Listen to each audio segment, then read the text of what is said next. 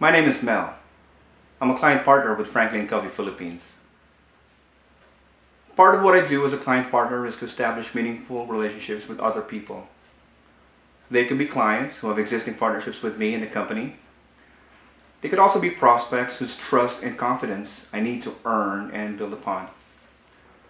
They could also be co-workers where the same principles of trust and confidence I need to effectively maintain. In a perfect world, I can go through a day unchallenged by problems or anxieties. But in reality, we will get plenty of opportunities to show how we can be proactive at work and in life. A few months ago, I was finalizing the prep work for a delivery that I was scheduled to make.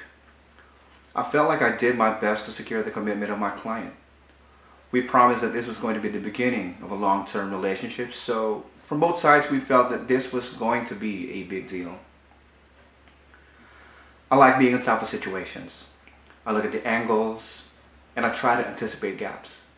And at that point, I felt well prepared because I had help from the support team. But a couple of days before delivery, I was informed that a very important component of my commitment with the client would suddenly not make it to the deadline. It was a devastating development. I wanted to panic. Why at the last minute? But before I could lose my mind, I remembered an important lesson I learned from one of my favorite books. There's a fundamental principle about the nature of man, which the psychiatrist Viktor Frankl shared with the world.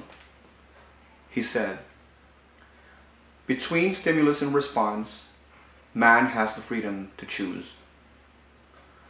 That is one of the most powerful and the most impactful things I've learned in my immersion of the 7 habits of highly effective people. I learned to step back, to pause, to spend some time to ponder on my choices and on my decisions before I make one.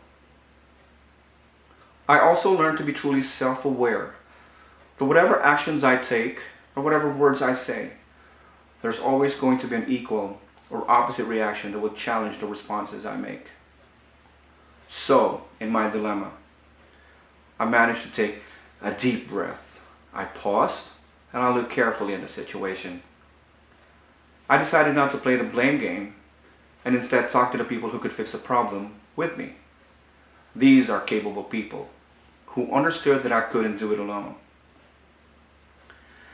In the end, I witnessed different people from across functions working synergistically, working over time, performing things outside of their roles, like binding printouts or gathering kits and study cards.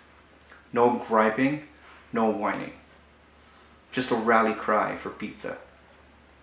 I can say that it was nothing short of a miracle. So the day came and I faced the client. I faced the 28 leaders of my client company who were there at the event. They said they were really pleased with how things turned out. There were a lot of lessons which I learned from that experience.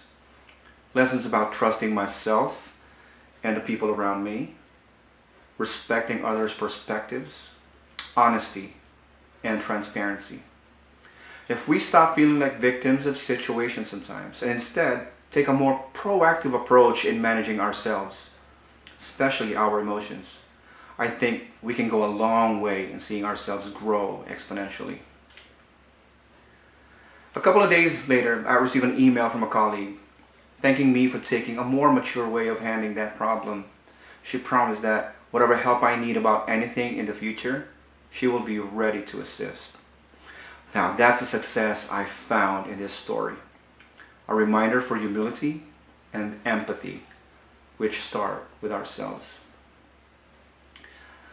The skill and the exercise are simple. Pause before responding to your stimulus.